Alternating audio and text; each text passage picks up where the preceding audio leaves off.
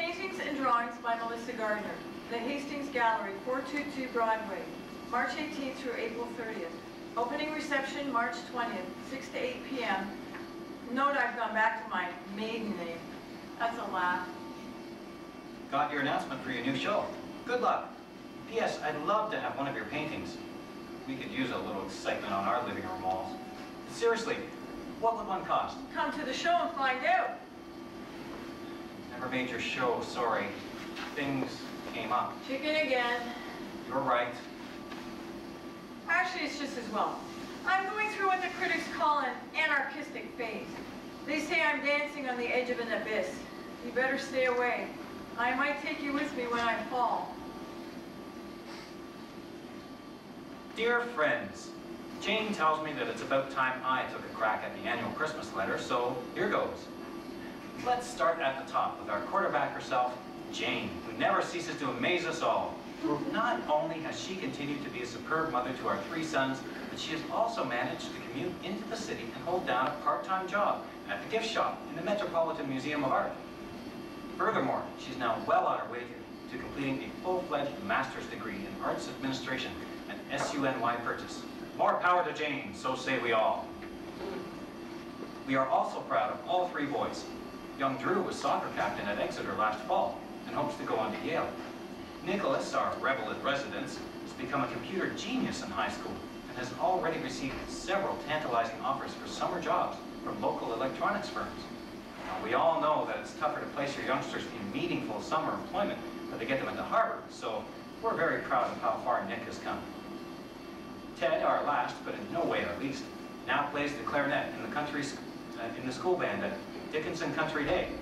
Since Jane and I are barely capable of singing "You Are My Sunshine" without going disastrously flat, when we hear him make his dulcet sounds, we look at each other in wild surmise.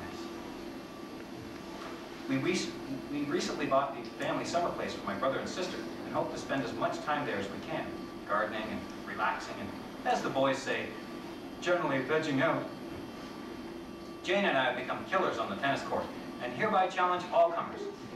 If any of our friends are in the Adirondack area this summer, we expect telephone calls, we expect visits, we expect elaborate house presents. I've enjoyed very much serving on the state legislature. We proposed and written a number of bills. We won some and lost some. All my life I've had the wish to do something in the way of public service, and it has been a great pleasure to put that wish into practice.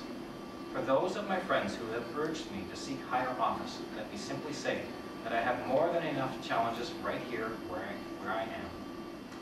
Jane and the boys join me in wishing each and all of you a happy holiday season.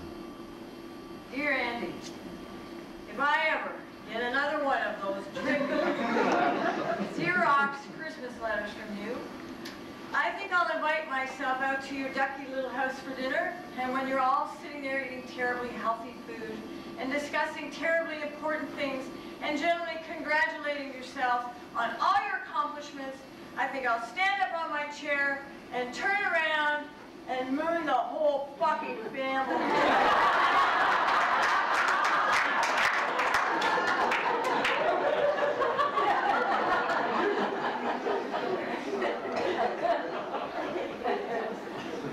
You're right. It was a smug, dumb letter, and I apologize for it. Jane normally writes it, and it sounds better when she does. I always felt better writing to just one person at a time, such as to you. I guess what I was really saying is that as far as my family is concerned, we're all managing to hold our heads above water in this tricky world. Jane and I have had our problems, but we're comfortable with each other now. And the boys, for the moment, are out of trouble.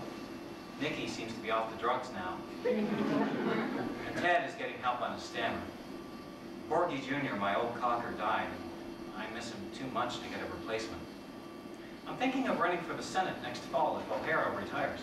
What do you think? I'd really like your opinion. If you decide to answer this, you might write care of my office address.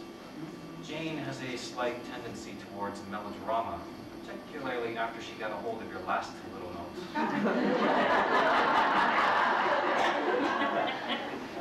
The Senate yet? I should have known. Oh, Andy, just think. Once again, you can be with all boys. Oh, hell, go for it if our God-forsaken land. Or maybe it's just me that's God-forsaken these days. The Honorable Andrew M. Ladd III wishes to express his thanks for your generous donation to his senatorial campaign. You sent too much, Melissa. You didn't need to. Greetings from Silver Hill. Slight regression in the liquor department. They say it's in the genes. Lord knows my mother has the problem, and my father too in the end. Anyway, I'm working on it. Darwin is being a real shit about the girls. He's cut down on my visitation rights, so when you get to Washington, I want you to write a special law about vindictive ex-husbands, banishing them to Lower Slobovia forever and ever. Amen.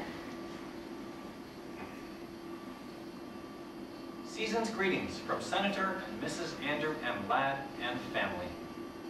Season's greetings indeed. Is that what you can say to me after 40 years? I'm warning you, Andy. Keep that shit up and I swear I'll come down and win the whole Senate. Sorry, my staff sent that out. Merry Christmas, old friend. How are you? Where are you these days? Living in New York, alone for a change. But the big question is, who am I these days? That's the toughie. I keep thinking about that strange old world we grew up in. How did it manage to produce both you and me?